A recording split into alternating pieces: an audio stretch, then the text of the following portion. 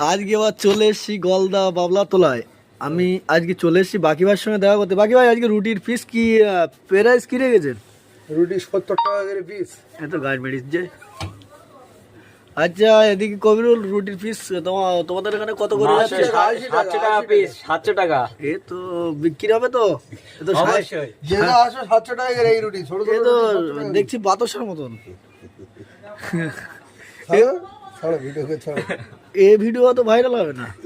Viral করার জন্য তো আমি এখানে আসি না, আমি এই যে কাজ করতে ভিডিও ভাইরাল করতে যদি তো এই রুটি কবিরুল তুমি একসঙ্গে কতগুলো রুটি খেতে পারবা? কবরে আমি- 450 পিস। ওইটা বলতে মিস্ত্রি। 750 পিস রুটি তুমি কি হাতি নাই? হাতির ছাড়া তো বন্ধ করে দে, ভিডিও বন্ধ কর। না হাতির ছাড়া তো বেশি খাচ্ছ দেখছি। আমি খাই না। আর দিনে থাক ওটা থাক। বাথরুমে যাও কবার করি? আমি খাই না, বাথরুমে আমি যাই না। বাকি তোমার সে হলে ব্যথা জুতেই